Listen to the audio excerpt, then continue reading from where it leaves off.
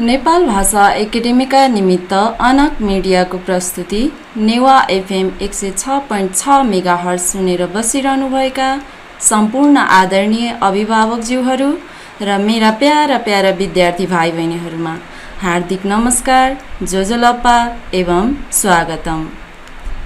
म मन्दिरा गुरुङ कीर्तिपुर नगरपालिका वडा नम्बर 5 पाँगा स्थित जनसेवा माध्यमिक विद्यालयको सामाजिक शिक्षक।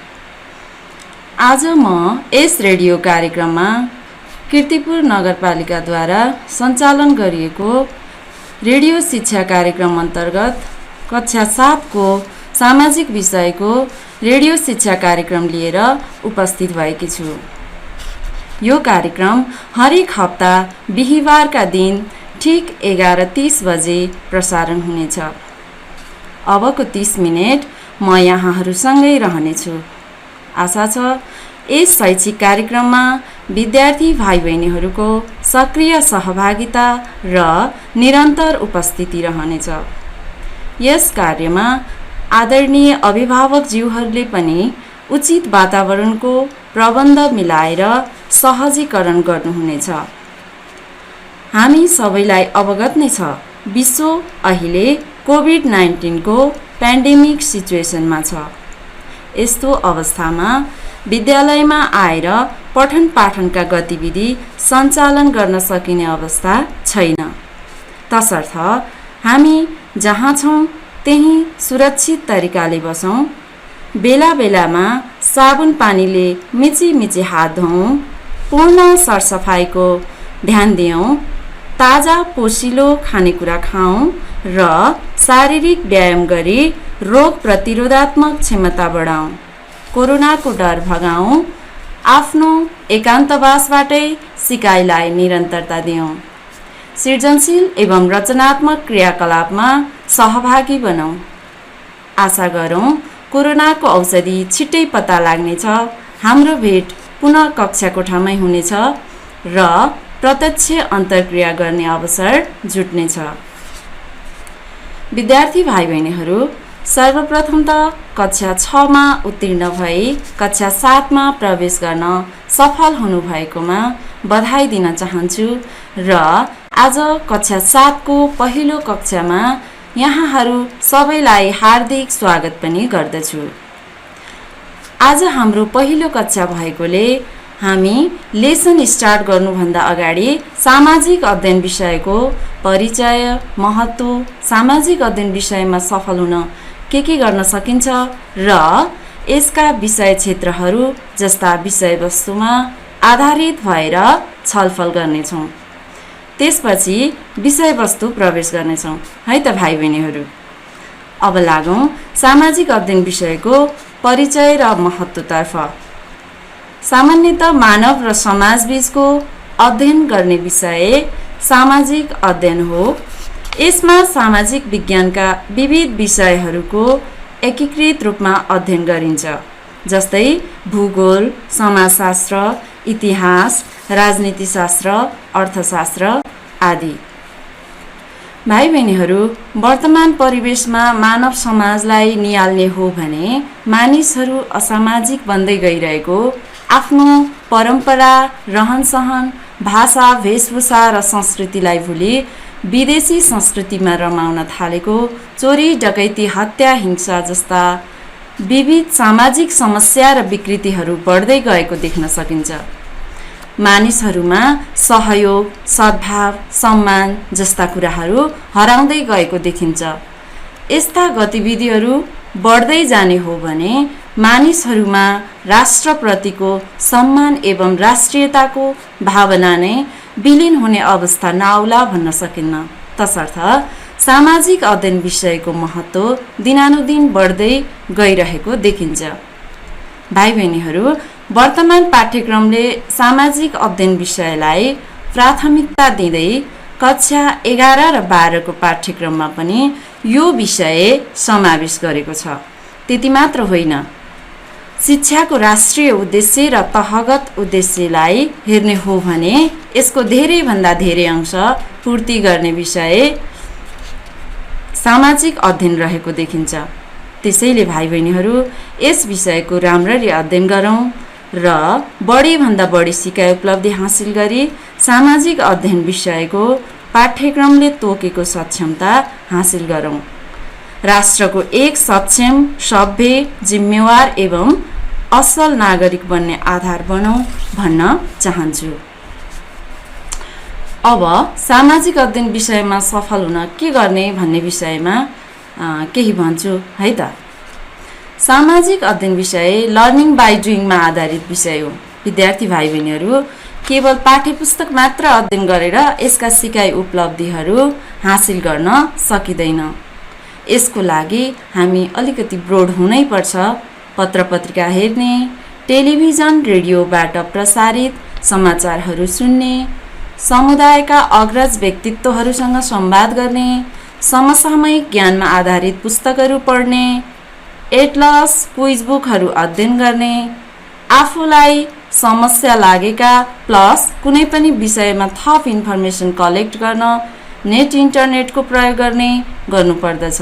साथै सामाजिक अध्ययन विषय शिक्षकसँग नियमित अन्तर्क्रिया गर्ने र थप सन्दर्भ पुस्तकहरू अध्ययन गर्नुपर्दछ। सामाजिक अध्ययन विषयमा आफ्नो लेभल कस्तो छ सेल्फ इभ्यालुएसन गरी सोही बमोजिम दैनिक कति समय दिने हो योजना बनाएर अध्ययन कार्यलाई निरन्तरता दिनुपर्दछ। कतिपय अवस्थामा विद्यार्थी भाइ बहिनीहरूले सामाजिक विषयलाई सजिलो विषयको रूपमा लिएर पर्याप्त मेहनत नगर्दा उत्तीर्ण पनि हुन नसकेको उदाहरणहरू पनि छन्।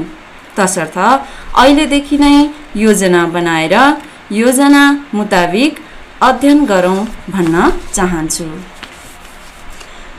अब सामाजिक अध्ययनको विषय क्षेत्रको बारेमा भन्न गइरहेको छु। सामाजिक अध्ययनको पाठ्यक्रम विभिन्न 10वटा क्षेत्रलाई एकीकृत गरेर तयार गरिएको छ। यसमा समावेश गरिएको विषयवस्तुको क्षेत्रहरू म क्रमशः भन्छु, सुन्नुहोस् है त।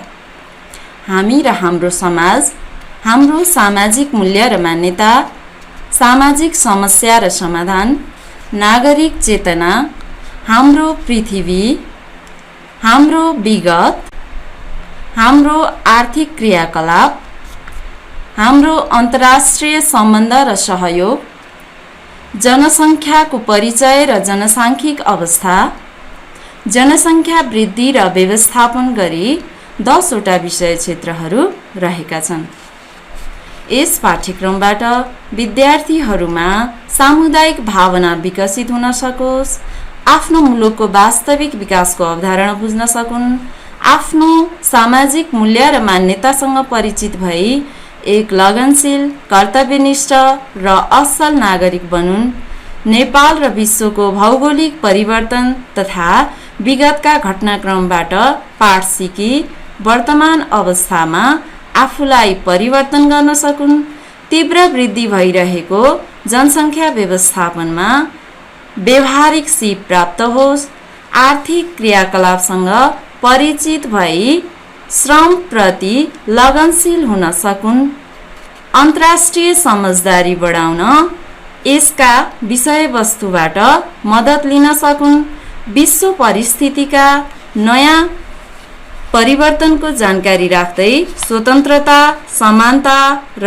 विश्व बन्धुत्वको भावना अनुरूप आफूलाई समायोजन गर्न सकुन् भन्ने उद्देश्य राखिएको छ।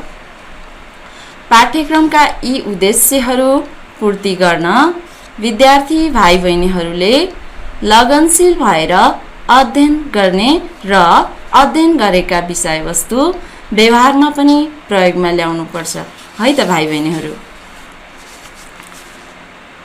अब हामी प्राविधिक मित्रबाट विश्रामको सङ्केत आएकोले एकैछिन हामी विश्राम लिन्छौँ है त भाइ बहिनीहरू।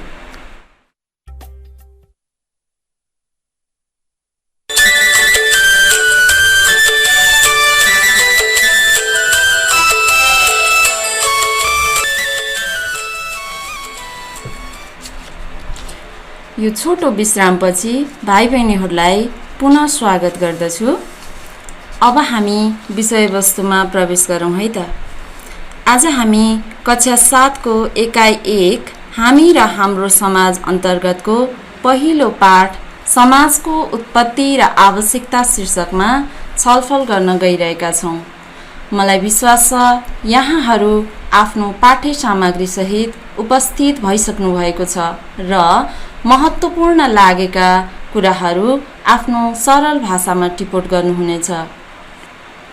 भाइ बहिनीहरू, आजको कक्षामा हामीले कुन विषयमा केन्द्रित भएर छलफल गर्छौँ भन्ने यहाँहरूलाई जिज्ञासा हुन सक्छ। म भन्छु, सुन्नुहोस् है त। समाज भनेको के हो? समाजको उत्पत्ति कसरी भयो? समाजको आवश्यकता किन छ? आज हामी यिनै विषयवस्तुमा केन्द्रित भएर छलफल गर्छौँ। अब छलफल गरौँ, समाज भनेको के हो? भाइ बहिनीहरू, समाज भनेको के होला त? एकछिन सम्झनुस् त। हामीले यो विषयमा कक्षा 6 मा पनि अध्ययन गरिसकेका छौँ। पक्कै पनि सम्झनुभयो होला। भाइ बहिनीहरू, एकपटक हाम्रो समाजलाई हेरौँ त। हामी समाजमा बस्छौँ, हाम्रो घर छ, हाम्रो घर वरिपरि अन्य धेरै घरहरू पनि छन्। त्यहाँ धेरै मानिसहरूको समूह छ। हाम्रो समाजका मानिसहरूबीच आवश्यकता अनुसार सहयोग आदान प्रदान हुन्छ। समाजमा रहँदा हामीलाई सुरक्षाको अनुभूति हुन्छ, एकता कायम हुन्छ। यस विषयमा म मेरो समाजको घटनालाई उदाहरण दिन्छु, सुन्नुहोस् है त। मेरो छिमेकीको घरमा आगलागी भयो। त्यो थाहा पाइसकेपछि समाजका हामी सबै मिलेर गयौँ, आगो निभायौँ। भाग्यवश परिवारका सदस्यहरूलाई केही भएन, तर अन्नपात, लत्ता कपडा लगायत सम्पूर्ण भौतिक सामग्री नष्ट भएको थियो। त्यसैले हामी सबैले खाद्यान्न, लत्ता कपडा लगायत अन्य आवश्यक सहयोग गर्यौँ।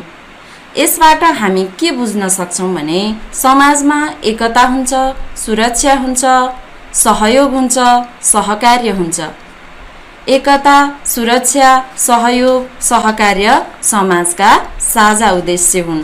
अर्थात् समाजमा मानिसहरू साझा उद्देश्य प्राप्तिका लागि सङ्गठित हुन्छन्। भाइ बहिनीहरू, समाज भनेको के हो? टिप्पण गर्नुहोस् है त।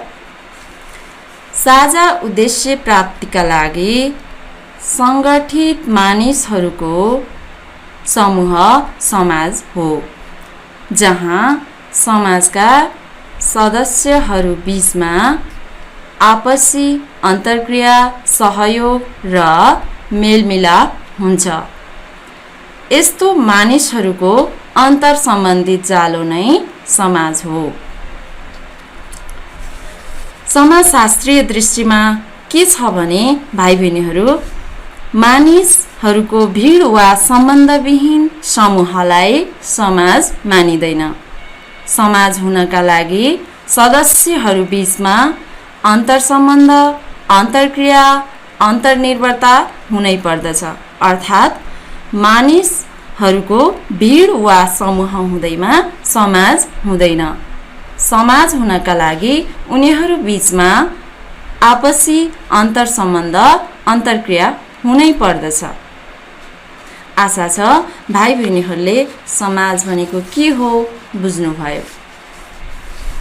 अब समाज उत्पत्ति कसरी भयो भन्ने विषयमा छलफल गरौँ है त।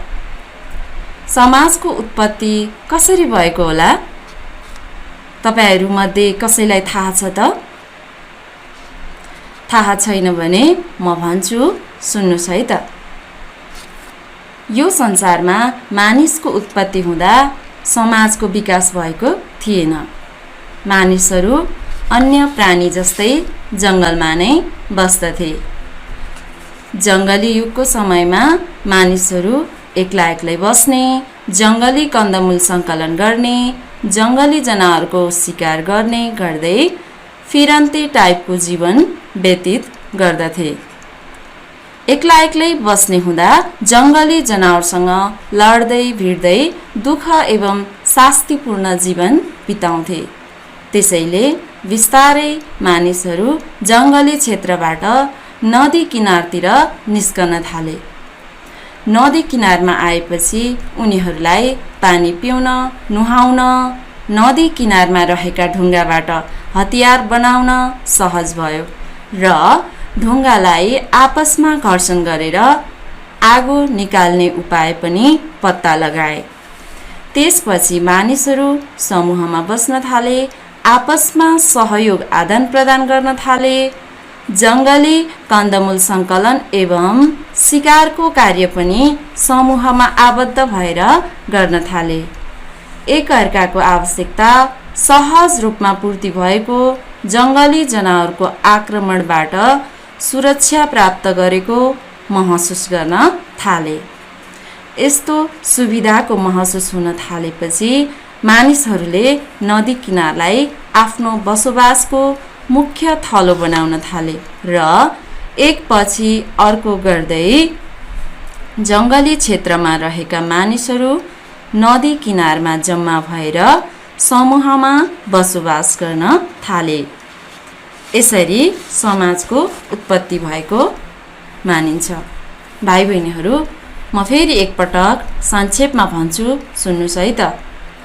जङ्गलमा एक्ला एक्लै रहँदा जङ्गली जनावरको आक्रमणको डर भएको, असुरक्षित महसुस गरेको र नदी किनारमा समूहमा बसेर सहकार्य गर्दा आफूलाई सुविधाको अनुभव हुन थालेको, जङ्गली जनावरको आक्रमणबाट बस्न सहज भई सुरक्षित महसुस भएपछि मानिसहरू समूहमा बस्न थाले। यसरी समाजको उत्पत्ति भयो। भाइ बहिनीहरू, विश्वमा अधिकांश मानव समाजको उत्पत्ति नदी किनारबाटै भएको पाइन्छ। अफ्रिका महादेशको नाइल नदीको किनारलाई समाज उत्पत्तिको उदाहरणको रूपमा पनि लिन सकिन्छ। समाजको उत्पत्ति कसरी भएको रहेछ बुझ्नुभयो त? आशा छ पक्कै पनि बुझ्नुभयो। अब हामी समाजको आवश्यकता किन छ त त्यो विषयमा छलफल गर्छौं है त। समाज भनेको के हो, समाजको उत्पत्ति कसरी भयो भन्ने विषयमा हामीले बुझिसक्यौं। अब समाजको आवश्यकता किन परेको होला आफूले सोचेर कम्तीमा एउटा बुँदा आफ्नो कपीमा टिपोट गर्नुस् त। यहाँहरूको प्रयासको लागि धन्यवाद। धेरै राम्रो कुराहरू लेख्नु भएको छ। अब समाजको आवश्यकता सम्बन्धमा म केही बुँदाहरू भन्छु, सुन्नुस् र तपाईहरूले पनि टिपोट गर्नुस् है त। सुरक्षित भई एक अर्काको आवश्यकता परिपूर्ति गर्न। समाजमा चोरी, डकैती, हत्या, हिंसा, लुटपाट जस्ता विविध गतिविधिहरू हुन सक्छन्। यस्ता गतिविधिहरूबाट सुरक्षा प्राप्त गर्न र एकअर्काको आवश्यकता पूरा गर्न समाजको आवश्यकता छ। व्यक्तिगत र सामूहिक हितका कार्य गर्न। समाजमा एकता, सहकार्य हुने हुँदा व्यक्तिगत र सामूहिक हितका कार्य गर्न सहज हुन्छ। त्यसैले समाजको आवश्यकता हुन्छ। परम्परा र मूल्यको रक्षा गर्न। हाम्रो समाजमा बस्ने मानिसहरूको आफ्नै किसिमको परम्परा छ, मूल्य मान्यता छ। त्यसको संरक्षण गर्न पनि समाजको आवश्यकता छ। नयाँ पुस्तामा सामाजिक मूल्य मान्यता हस्तान्तरण गर्न। आफ्नो पुस्तामा प्रचलित मूल्य मान्यता, संस्कार, परम्परा, नीति नियम अर्को पुस्तामा हस्तान्तरण गर्न पनि समाजको आवश्यकता छ। सामूहिक रूपमा सक्रिय रही उद्देश्य प्राप्त गर्न। समाजको सामाजिक उत्थान एवं विकास गर्ने उद्देश्यहरू हुन्छन्। त्यस्ता उद्देश्यहरू सामूहिक रूपमा सक्रिय भएर प्राप्त गर्न सकिन्छ। त्यसैले पनि समाजको आवश्यकता छ। सामूहिक भावनाको विकास सहकार्य र अन्तर सम्बन्धको विकास गर्न। समाजमा बसेपछि सामूहिक भावनाको विकास हुन्छ। एक आपसमा सहयोग सहकार्यमा वृद्धि भई सामाजिक अन्तर सम्बन्धको विकास हुन्छ। अन्तिम बिन्दु रहेको छ, अन्तिम पोइन्ट, सामाजिक न्याय प्रदान गर्न। समाजमा बसोबास गर्ने मानिसहरू कसैलाई अन्याय पर्दा न्याय दिलाउने काम समाजले गर्दछ।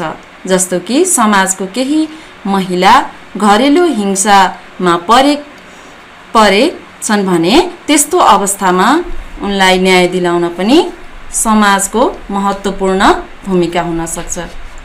आशा छ भाइ बहिनीहरूको आजको कक्षामा सक्रिय सहभागिता रह्यो र पाठ पनि बुझ्नुभयो। आफ्नो पाठ्यपुस्तकमा भएको पाठलाई एक दुई पटक पढ्नुहोस्। यसले पाठलाई बुझ्न अझ सहयोग पुग्नेछ। अब म तपाईहरूलाई गृह कार्य दिन्छु, टिपोट गर्नुहोस् है त। समाजको उत्पत्ति सम्बन्धमा गीत, कथा, कविता, संवाद वा चित्र तयार गर्नुहोस्। भाइ बहिनीहरू, हामी सबै विधामा पोख्त हुन सक्दैनौँ, अर्थात् हामी सबै विधामा पोख्त नहुन पनि सक्छौँ। त्यसैले आफ्नो रुचि र क्षमता भएको विधामा आधारित भएर गृह कार्य गर्नुहोस् है त। आजको यस कार्यक्रमका लागि निर्धारित समय सकिएको भनी प्राविधिक मित्रबाट सङ्केत आएको छ।